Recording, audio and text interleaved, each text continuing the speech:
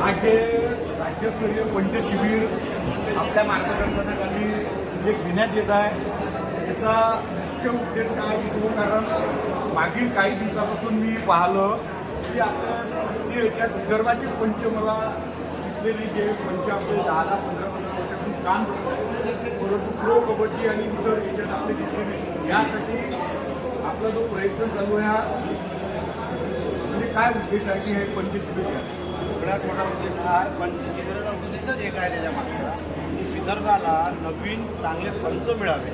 गेल्या 10 वर्षात परीक्षा झाली नव्हती, नवीन परीक्षा घेतली.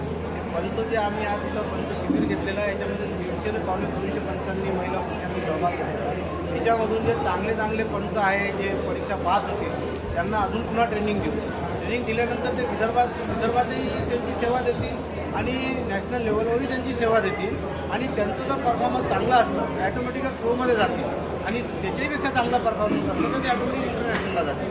त्याचा उद्देशच एक आहे की विदर्भातले पंच जास्तीत जास्त हायलाईट व्हावे आणि वरपर्यंत जायला पाहिजे इंटरनॅशनल लेवलवर.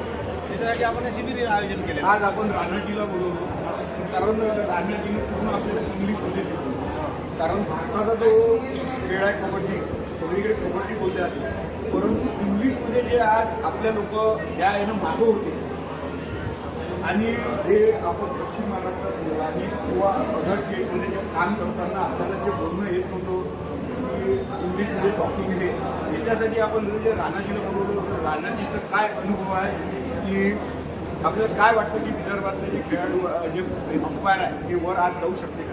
असं आहे इंग्लिशचं म्हणजे आज इंटरनॅशनल लेवलवर गेलो तर इंग्लिश एकदम आवश्यक आहे. कारण की भारताच्या बाहेर जर तुम्ही गेले तर तुमची मराठी हिंदी भाषा कोणालाही समजणार नाही. तिथं तुम्हाला इंग्रजीमध्येच बोलावं लागतं. त्याच्यासाठी इंग्लिश म्हणजे खूप जास्त आवश्यक आहे. प्रो कबड्डीमध्ये जेव्हा आपण बघा जजमेंट देतात राणाजी असो जे आहे तर त्यांना इंग्लिशमध्येच सगळं टॉक करावं लागतं, सगळं जजमेंट सगळं बोलावं लागतं इंग्लिशमध्ये. कारण की पूर्ण देशने पूर्ण वर्ल्ड त्याला पाहतो. जेव्हा आपल्याही स्पर्धा होतात त्याच्यामध्ये आपण Marathi English Hindi English mix करतो, परंतु तिथं सर्व काही इंग्लिशमध्ये पाहिजे आहे. म्हणून राणाजीनं जास्तीत जास्त पंचांना इंग्लिशचं ट्रेनिंग द्यायचं, इंग्लिशमध्ये समजले पाहिजे असे शब्द त्यांनी विचार केले की जेणेकरून ऑफिशियलला हे सगळं समजलं पाहिजे. त्या पद्धतीनं त्यांना एकदम सायलेंटली भाषेत त्यांनी इंग्लिशमध्ये त्यांना समजवलं. आजपर्यंत मी आपल्या क्रीडा स्पर्धा पाहिल्या 3 दिवस आपण एवढं मुक्काम करून कुठं राहिलेले जे 50 किलोमीटर दूर असताना आपण 3 दिवस पंच प्रशिक्षणाला कंटिन्यू मुक्कामी होते. यामागचा आपला काय उद्देश एकच आहे की विदर्भ कबड्डी असोसिएशनचे पंच, विदर्भ कबड्डी असोसिएशनचं जे नाव जे पूर्वी होतं ते विदर्भाचे पंच पहिल्यांदा मॅच खेळत होते नॅशनलला. आता ते पंच रिटायर झाले, त्याचे देशमुख सर झाले. आज यांचं 65-70 वर्षाचं वय मॅच खेळू शकत नाही. आज हे नवीन जे फळी आहे नवीन फळी तयार करायची आहे जेणेकरून आपण जर स्वतः लक्ष देऊन त्याच्यामध्ये आलो. आपल्याकडे ती जबाबदारी आहे कबड्डीची, आपल्याकडे ते विदर्भाची जबाबदारी आहे, आपल्याकडे देशाची जबाबदारी आहे.